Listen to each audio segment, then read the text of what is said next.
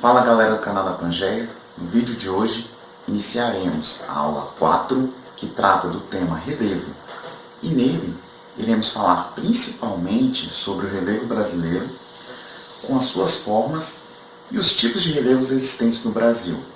O relevo brasileiro ele é caracterizado por baixas e médias altitudes. As formas de relevo predominantes são os planaltos e as depressões, que são formações de origem cristalina e sedimentar. Ambos ocupam 95% do território, enquanto as planícies, que são de origem sedimentar, elas ocupam aproximadamente 5%. Assim, cerca de 60% do território é formado por bacias sedimentares, enquanto cerca de 40% são formadas por escudos cristalinos. E, primeiramente, devemos lembrar que o relevo constitui as formas da superfície terrestre formadas pela movimentação das placas tectônicas e do vulcanismo. São estruturas decorrentes de fatores internos e externos à crosta terrestre. No começo da década de 90, o geógrafo e professor brasileiro Jurandir Ross ele propôs uma nova sistematização do relevo brasileiro. Segundo ele, o Brasil ele reúne 28 unidades de relevo classificados de acordo com as suas formas principais, que são o planalto, a planície e a depressão. E, contudo, a primeira classificação do relevo brasileiro foi proposta pelo geógrafo brasileiro Haroldo Azevedo, em 1949, e baseada na altimetria do território.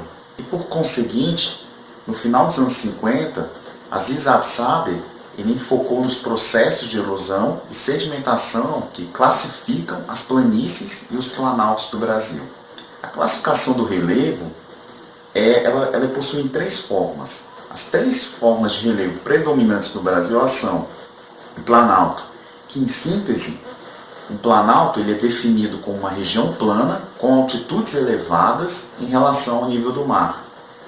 Apesar de elevadas, essas altitudes elas são consideradas medianas, estando entre as montanhas e as planícies. A sua formação geológica é considerada antiga, com predominância principalmente no processo de deposição. Assim, o processo de sedimentação ele pode acontecer, mas em menor quantidade. E por conta da antiguidade da formação, os planaltos eles foram submetidos com maior intensidade aos agentes exógenos, como a água e o vento. E comumente os solos eles são acidentados, um fator que fez com que essas áreas demorassem mais a serem ocupadas, se comparadas às planícies. O maior planalto do mundo ele está localizado na China, que é o Planalto do Tibete, que fica a 4.500 metros de altitude e fica no sudoeste da China. E também chamados de platôs, os planaltos eles são terrenos elevados e planos, marcados por altitude acima de 300 metros e predominam o desgaste erosivo. E quanto a isso, são classificados de acordo com a formação geológica, que são o planalto sedimentar, que é formado por rochas sedimentares, o planalto cristalino, que é formado por rochas cristalinas, e o planalto basáltico, que é formado por rochas vulcânicas.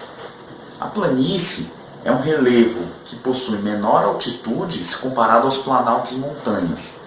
Elas estão praticamente ao nível do mar, sem ultrapassar os 200 metros de elevação, e bons exemplos são os desertos e os pântanos.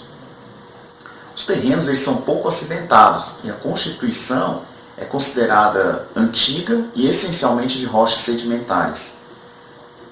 Esses sedimentos, por sua vez, eles são provenientes de outros relevos, como a montanha, por exemplo. São terrenos planos, com altitudes que não ultrapassam 100 metros, nos quais predominam o processo de acumulação de sedimentos. E assim eles podem ser a planície costeira, que é constituída de decomposição de sedimentos do mar, a planície fluvial, que é constituída pela decomposição de sedimentos de um rio, e a planície lacustre, são constituídas pela decomposição de sedimentos de um lago.